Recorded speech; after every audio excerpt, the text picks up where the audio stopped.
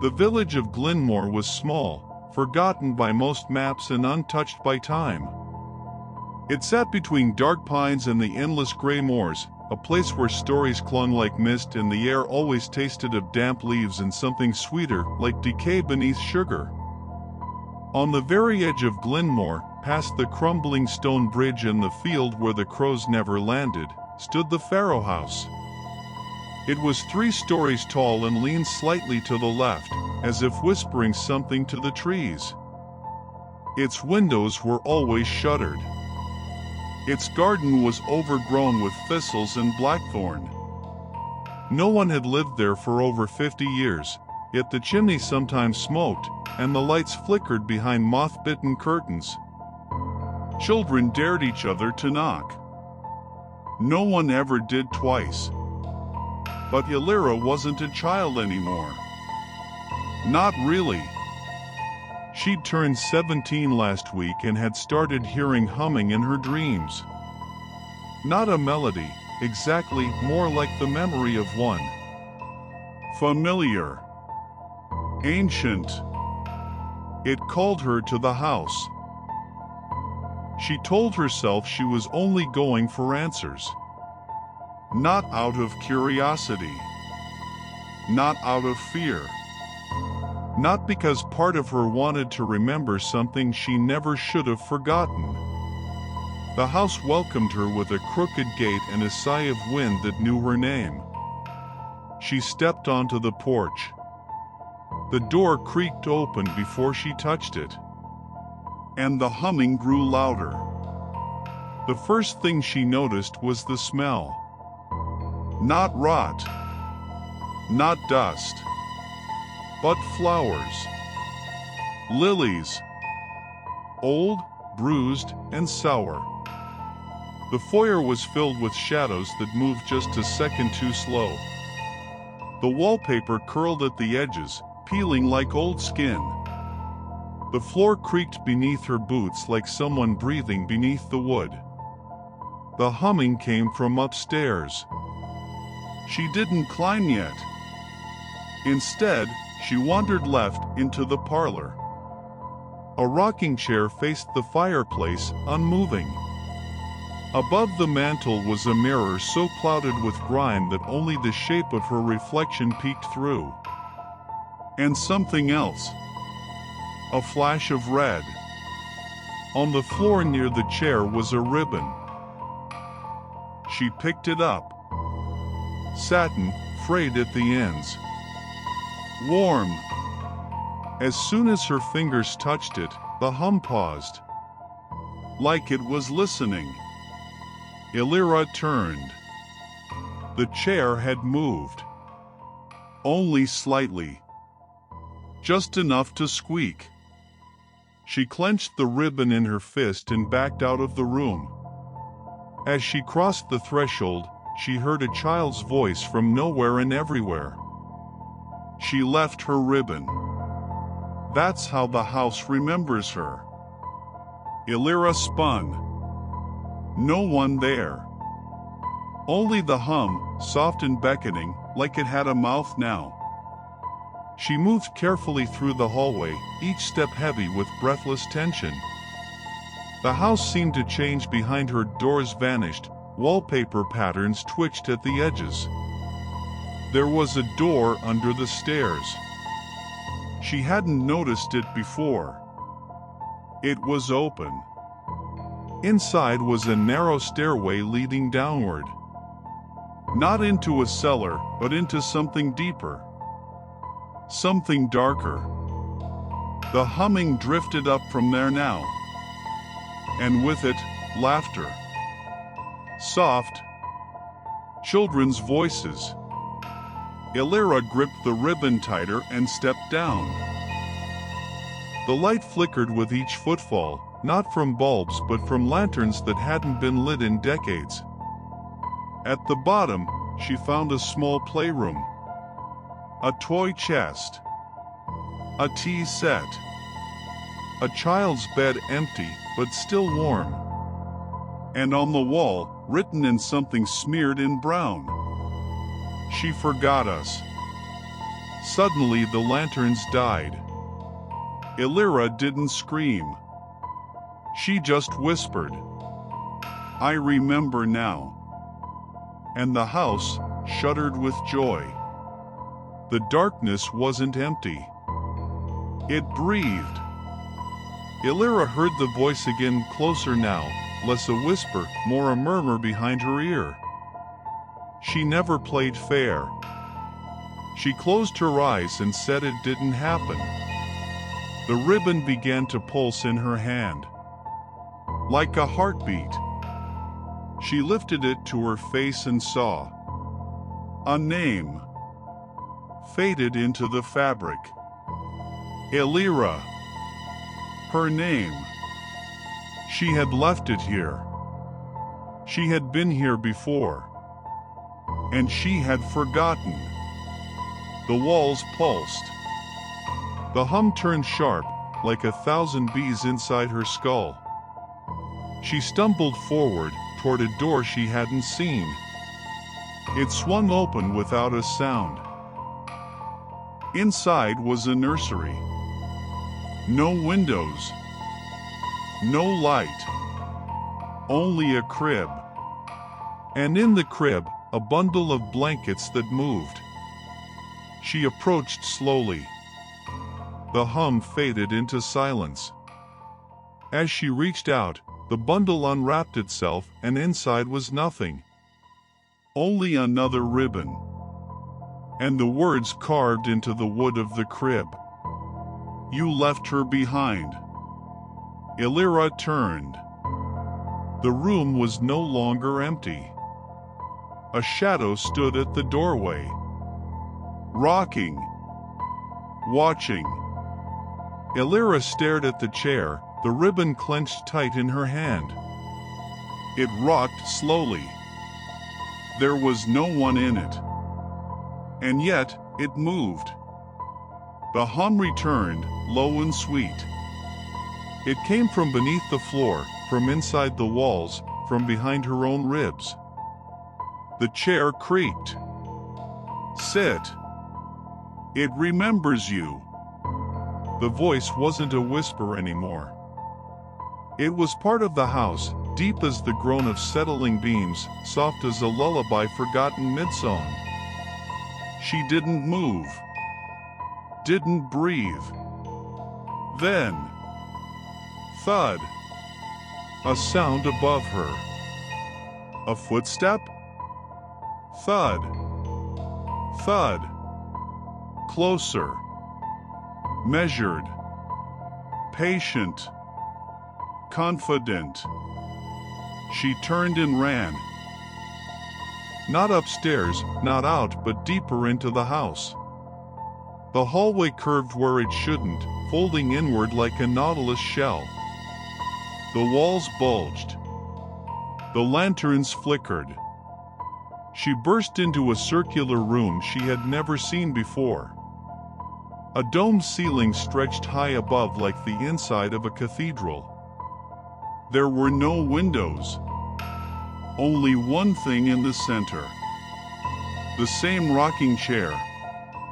Or another? Identical.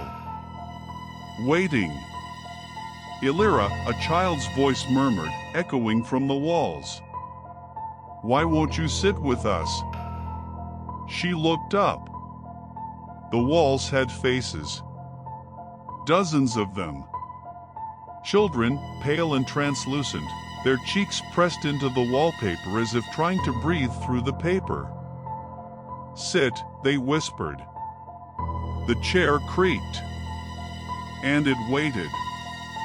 Illyra backed away, heart stammering in her chest like a moth trapped in glass.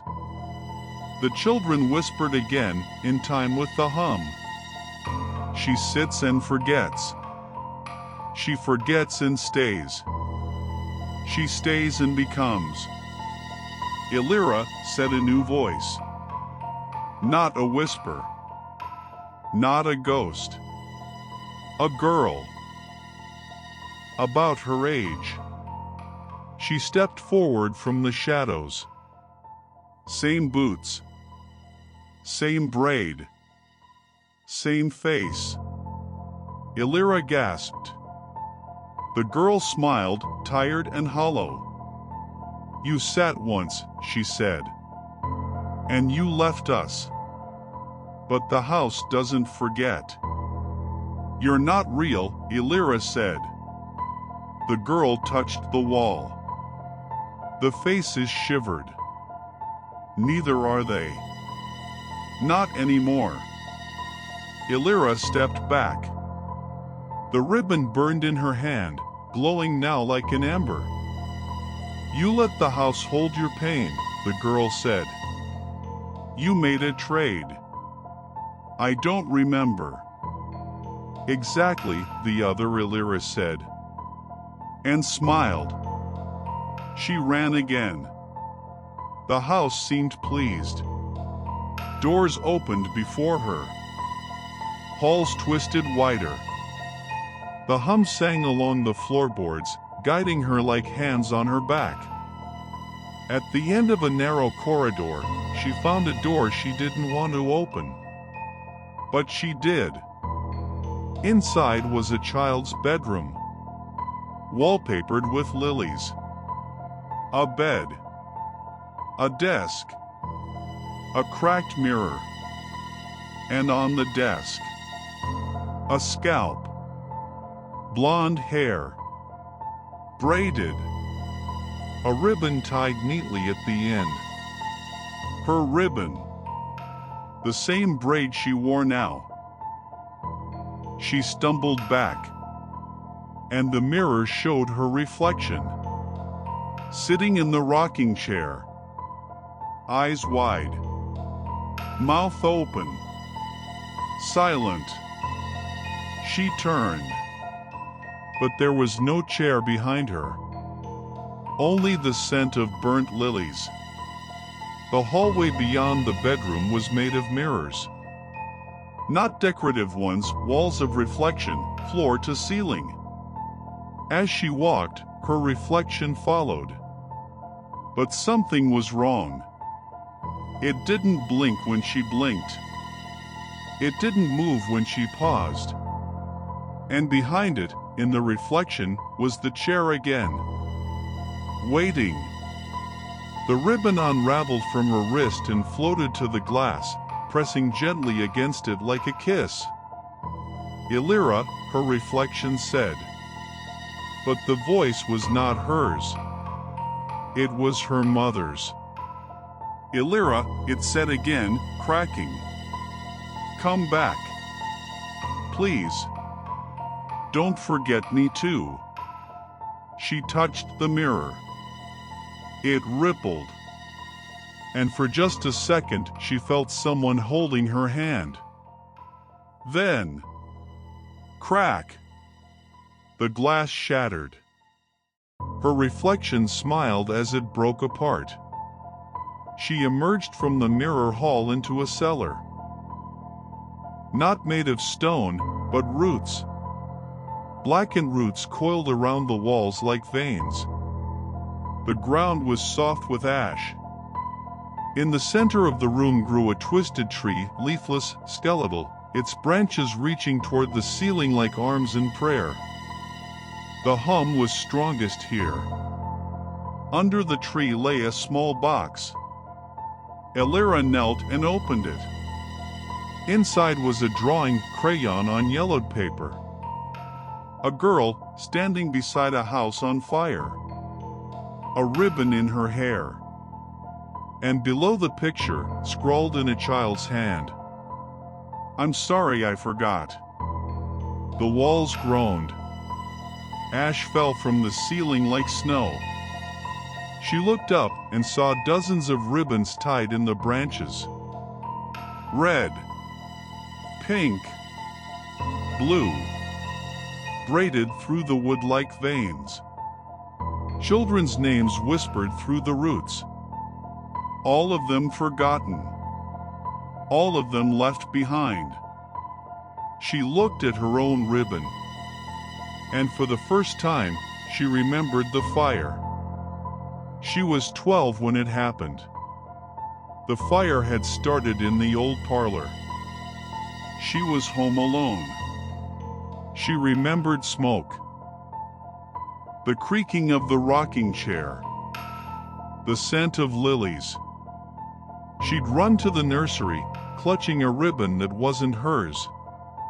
And then, the voice, the hum, the offer. Sit, it had said. Let me take the pain. Let me hold it for you. And she had. She'd sat. And something else stood in her place. That something hummed.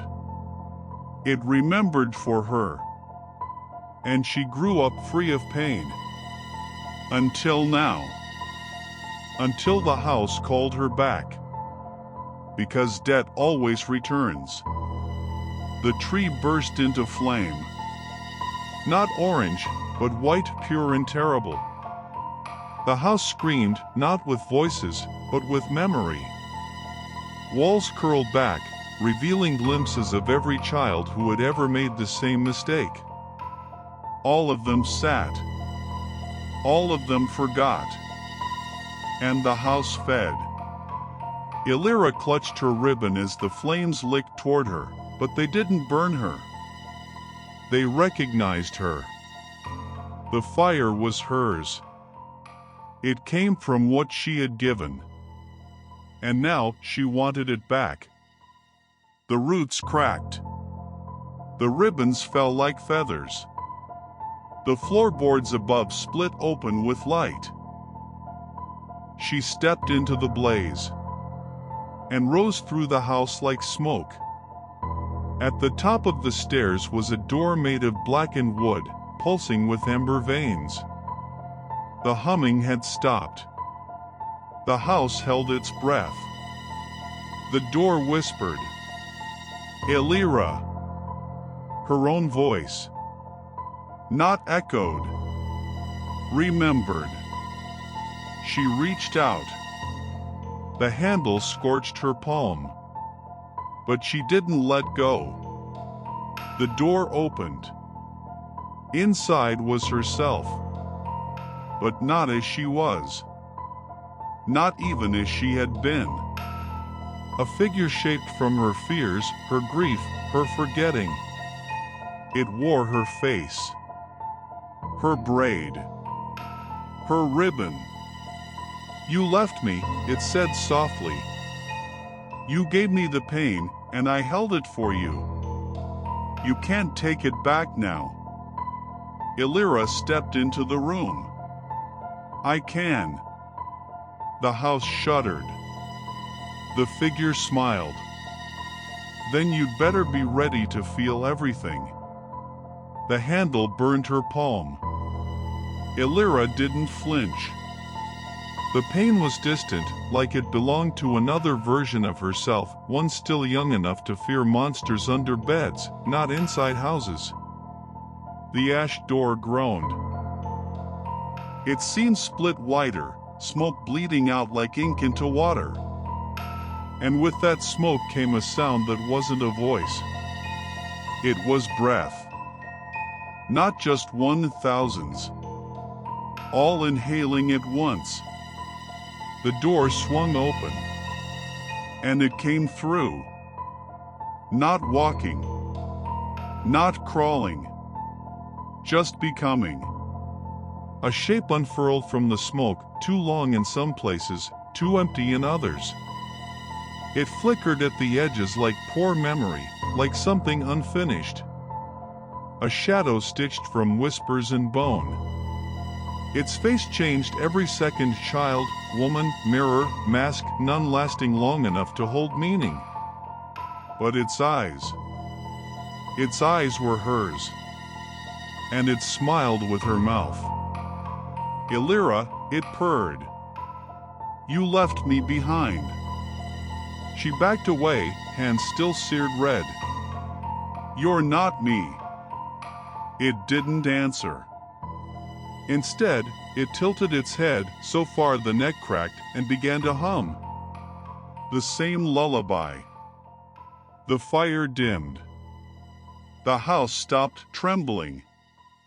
The figure stepped closer, feet never touching the ground. "I was born when you sat," it whispered.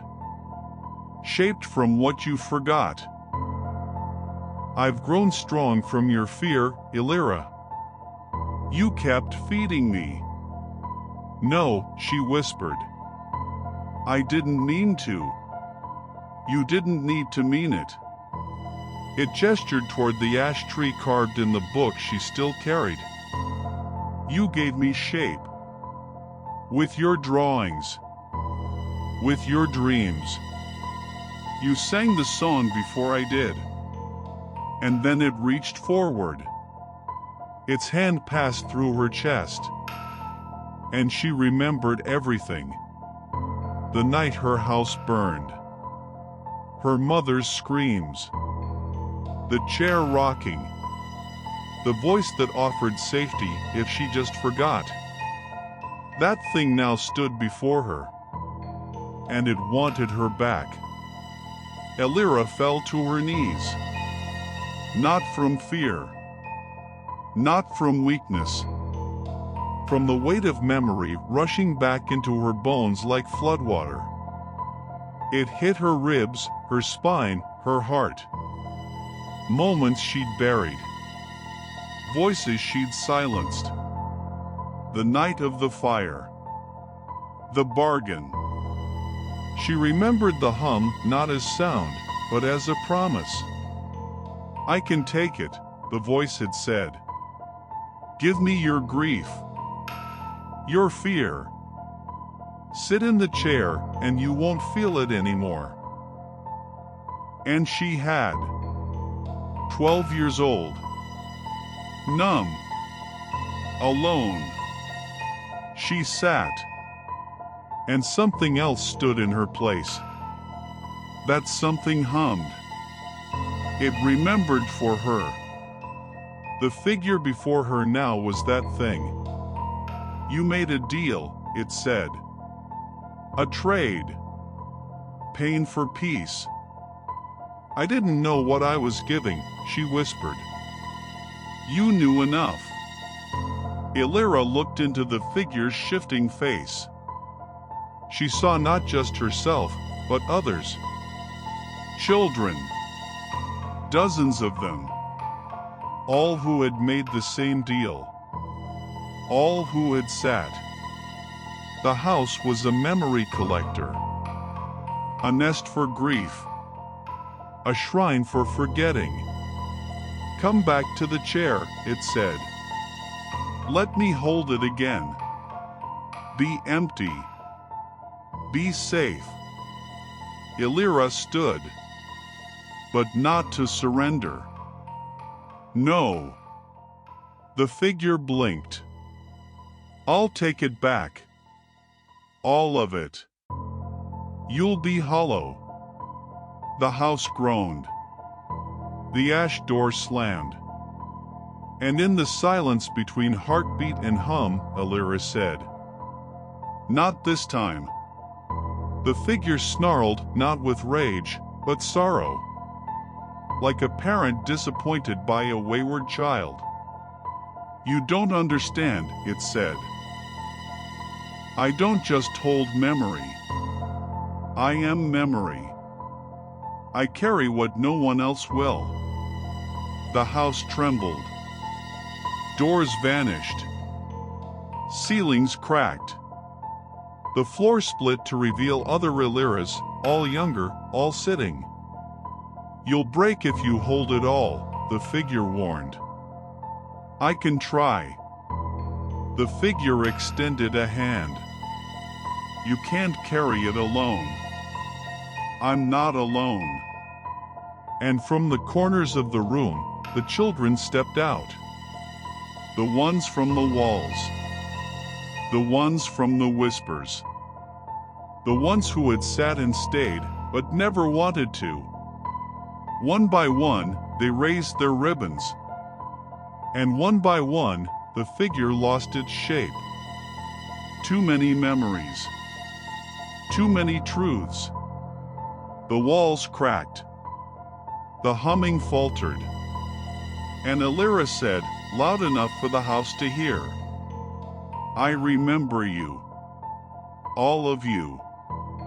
The house wept. The moment their fingers touched, the world broke open. 1,000 lives. 1,000 heartbreaks. Not just hers. Everyone who had traded memory for silence. She saw them all. And she screamed, not from pain, but release. The ribbon on her wrist flared white. And with it, the fire returned. The room split open with white-hot light. The wallpaper ignited into shrieks. The figure crumbled into smoke and light. The house roared. Not in rage. In release. "We gave you peace," it sobbed. "We gave you sleep. I want truth," she said. "Even if it hurts." And the ceiling fell. The fire swallowed the walls. But the door remained. Open. Bright. Waiting. Illyra stepped through the open door into a stairwell lit by flickering lanterns that swung on their own. Smoke whispered upward from below, but she didn't cough. It welcomed her now. She was no longer a trespasser, no longer a child hiding from fire. She had become something else. She climbed. Each step creaked with memory faces, whispers, lullabies too old for words. Some stairs flickered beneath her feet like illusions, others held the weight of 1,000 forgotten names. She passed the nursery. The crib was empty now. The tea set cracked in its place. She passed the mirror hall. The glass was gone, only frames remained, and in each one, a child holding a ribbon. Smiling. Remembering. The hum followed her like a heartbeat. But it had changed. It no longer begged her to forget. It sang to her as one of them. She reached the top stair. A golden light bled beneath the door ahead. She opened it and walked into morning. The house didn't burn. It simply wasn't there anymore. The pine swayed. The wind brushed her cheek like a mother's hand. The scent of lilies had vanished, replaced by wild rosemary and moss. At the edge of the clearing, where the house had stood, lay a grave. Small. Carved from blackened wood. No name. No date. Only this. For the ones who sat and stood again. Illyra knelt and placed the ribbon on the grave. It shimmered once, then settled, no longer burning, no longer warm. Still. Rested. She closed her eyes and whispered, "I remember." And from somewhere far, far away, a chorus of children's voices replied, "So do we." Illyra returned to Glenmore just as the bells rang noon. The streets were the same. The bakery smelled of almonds. Mr. Penn was still arguing with the postmaster. But Illyra wasn't the same. She walked home. Her father blinked when he saw her. "Illyra," he said, "you've been gone 10 minutes. Where did you go?" She smiled. Now she understood why time didn't matter in that house. Because memory isn't measured in minutes. It's measured in weight. She hugged him. Tighter than she had in years. And for a moment, just a flicker, she thought she heard a hum in the distance. But it didn't call her back. It was just singing her home. They say the Pharaoh house appears to those carrying too much to bear. It does not hunt. It waits. It listens for grief sung through teeth at night, for pain folded beneath polite smiles, for sorrow that's too heavy to name. And when it finds you, it hums. Softly. Patiently. A lullaby stitched from every forgotten cry. You can sit. You can let it hold your hurt. But remember, the house only takes what you're willing to give. And it always wants you to stay.